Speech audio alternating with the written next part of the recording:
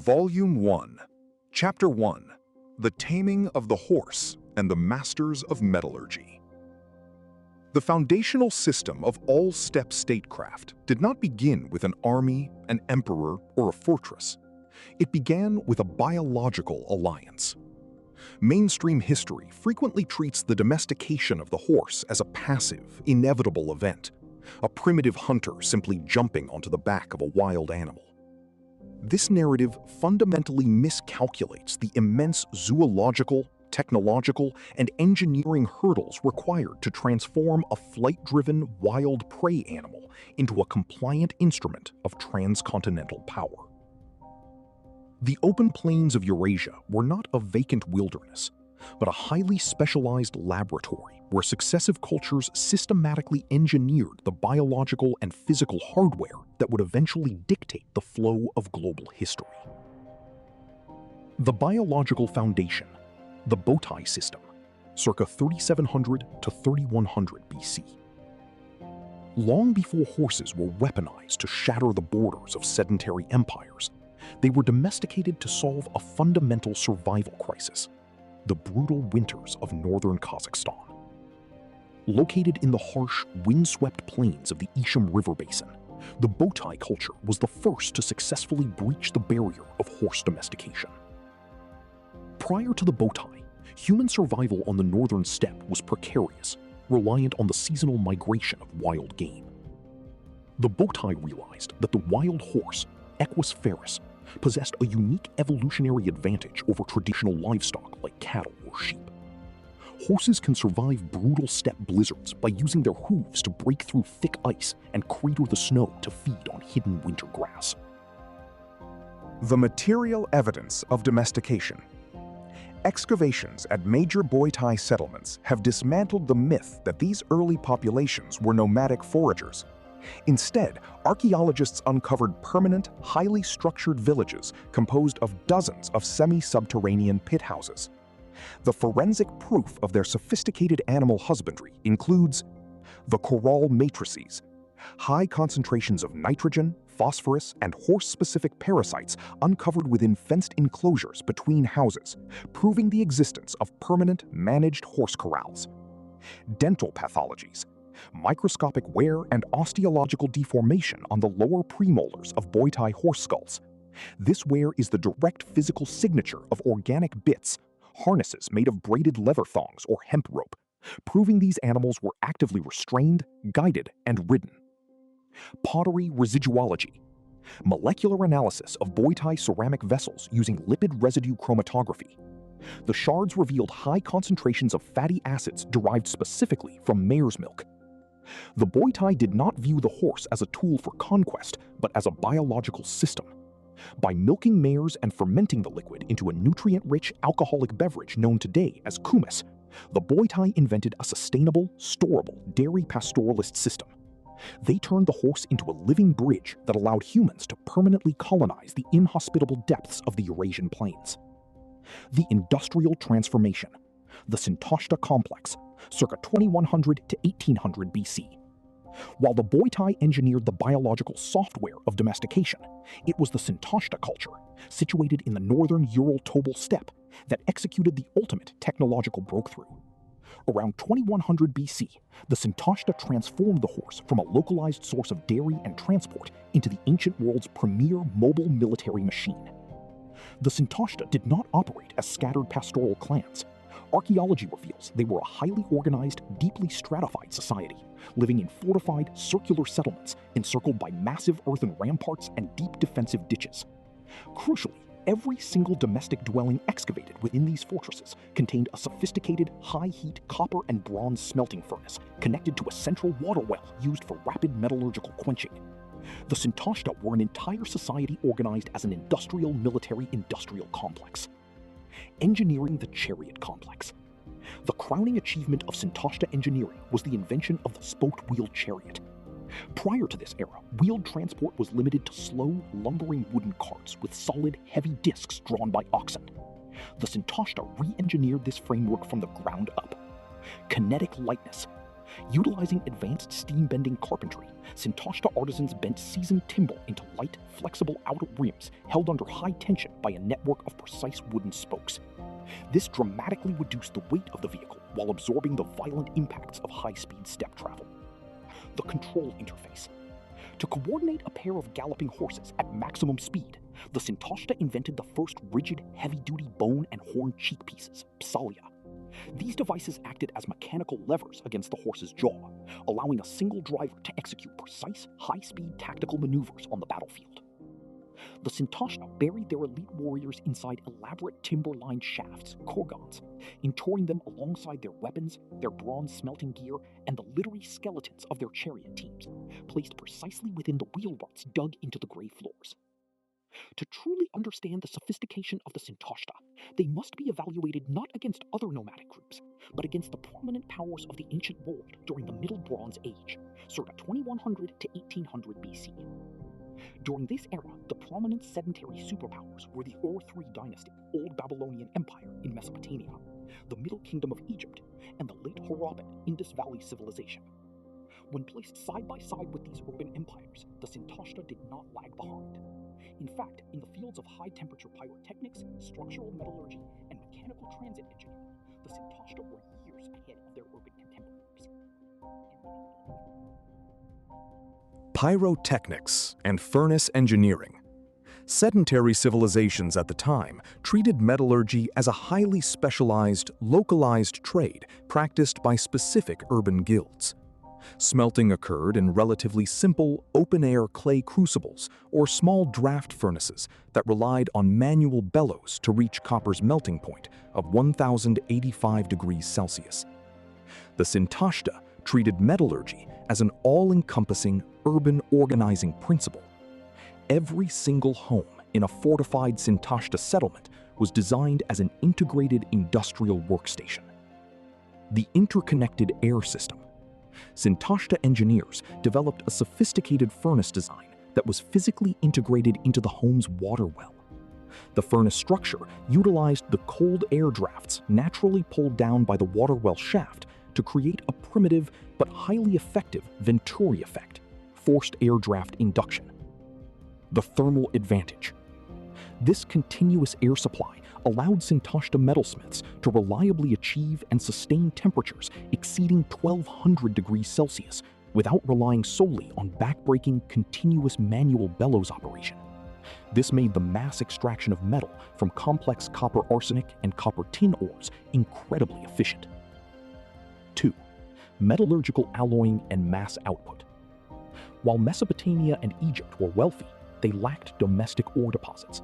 They relied on brittle, unalloyed native copper or complex, multi-tiered international trade routes to import tin from places like modern Afghanistan to create bronze. The Sintashta sat directly on top of the rich copper sulfide ore deposits of the Ural Mountains. They did not just match the metallurgy of the Near East, they industrialized it at the source. Arsenical bronze optimization. Before tin became widely available on the eastern steppe, the Sintashta mastered the precise chemistry of arsenical bronze. By deliberately keeping arsenic levels between 1% and 4% during the smelting process, they created weapons that were significantly harder than the pure copper weapons used by Egyptian infantry at the time, while ensuring the metal remained ductile enough not to snap in battle. Sheer volume of production. Archaeological debris shows that Sintashta settlements were running industrial surpluses. Slag heaps and casting molds reveal they were mass-producing identical socketed spears, heavy axes, and chisels, not just for internal defense, but for a massive export trade network that flowed straight into Europe and Central Asia. 3. Mechanical engineering, the wheel. In 2000 BC, Egypt and Mesopotamia were still using solid, heavy wooden disc wheels attached to slow-moving ox carts. These vehicles were excellent for hauling heavy blocks of stone over flat terrain, but they were useless for high-speed tactical movement. The Sintashta executed a massive leap forward in mechanical physics by introducing the spoked wheel and lightweight chassis. The structural shift. Instead of carving a wheel from a solid slab of wood, Sintashta craftsmen learned how to select green timber, apply steam to bend the wood into a perfect tension-retaining circular rim, and brace it with lightweight, radiating wooden spokes. The performance gap. This reduced the rotating mass of the wheel by over 60%, allowing a pair of horses to accelerate a vehicle to high speeds instantly. While a Mesopotamian solid-wheeled cart would shatter or get stuck if driven fast over rugged terrain, the flexible, spoked Sintashta chariot absorbed the energy of the uneven steppe. The transformation of the Sintashta culture from tightly packed fortresses into a sprawling, continent-wide network was driven by an uncompromising ecological reality. Their technology was fundamentally unsustainable at a local level. While traditional histories attribute the movement of ancient peoples to vague concepts like wanderlust or tribal warfare, the Sintashta were governed by the cold logistics of resource extraction. The very industrial sophistication that made them the premier superpower of 2100 BC forced them to destroy their own environment, creating an economic crisis that inadvertently set the geopolitical pattern for the next 2,000 years of steppe history. 3. The resource trap, deforestation, and the mining diaspora. The transformation of the Sintashta culture from tightly packed fortresses into a sprawling, continent-wide network was driven by an uncompromising ecological reality. Their metallurgy was fundamentally unsustainable at a local level. While traditional histories attribute the movement of ancient peoples to vague concepts like wanderlust or tribal warfare, the Sintashta were governed by the cold logistics of resource extraction.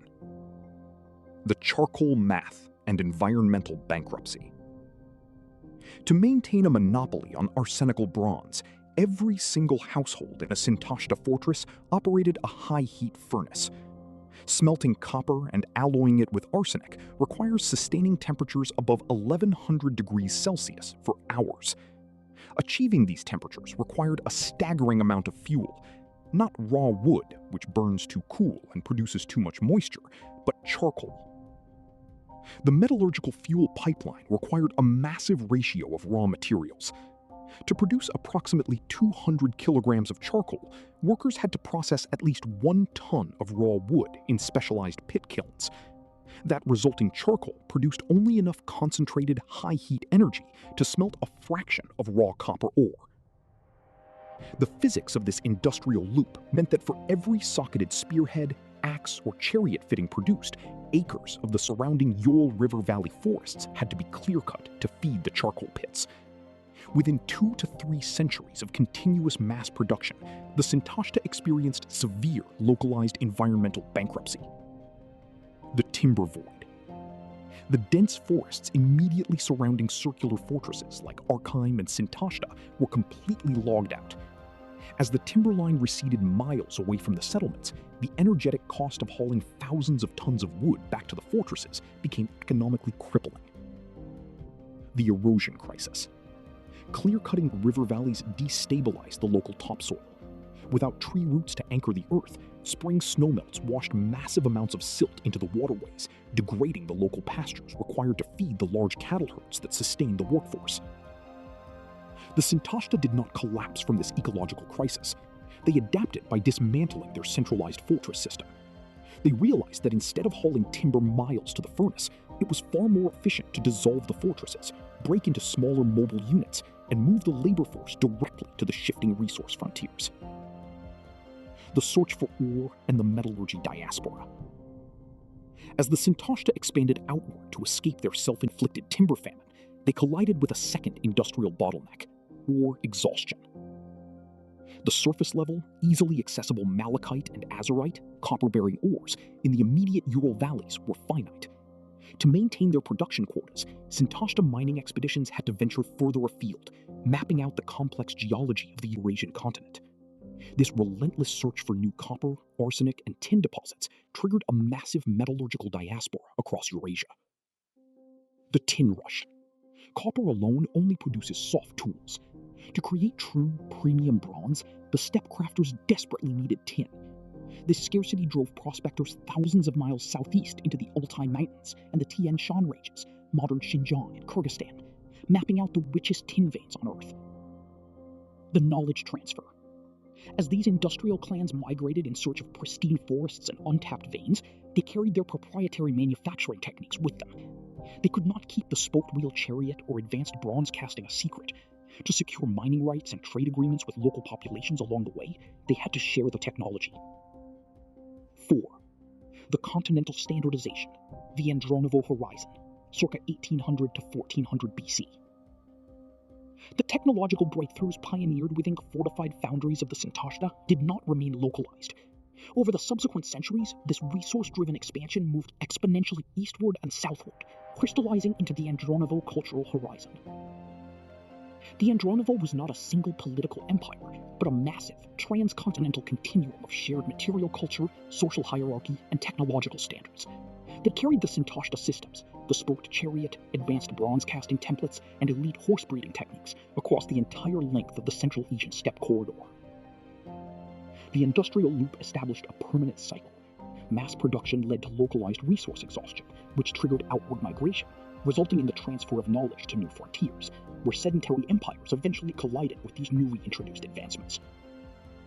Wherever the Andronovo template was deployed, it fundamentally destabilized the surrounding regions. It was this expansive nomadic network that ultimately brought the heavy chariot complex to the borders of the ancient Near East and the Shang dynasty of China. Sedentary civilizations were suddenly confronted by a class of highly mobile, technologically superior steppe warriors, forcing these urban kingdoms to completely overhaul their own administrative and military structures to replicate the systems engineered on the urban plains. Chapter Summary. Botai Culture, circa 3700 to 3100 BC, developed bitware mechanics, corral management, and mare's milk dairy pastoralism. This allowed the permanent human settlement of the deep steppe environment. Sintashta culture, circa 2100 to 1800 BC, invented fortified industrial metallurgy, high-tension spoked wheels, and the chariot interface. This created the premier mobile military platform of the ancient world. Andronovo Horizon, circa 1800 to 1400 BC, implemented continental standardization of bronze weapon production and chariot tactics. This forced sedentary civilizations across Eurasia to adapt or face structural obsolescence. By tracing this ongoing line of systemic innovation, Chapter 1 establishes that the taming of the horse was not a primitive accident in history. It was a rigorous, multi-millennium research and development pipeline.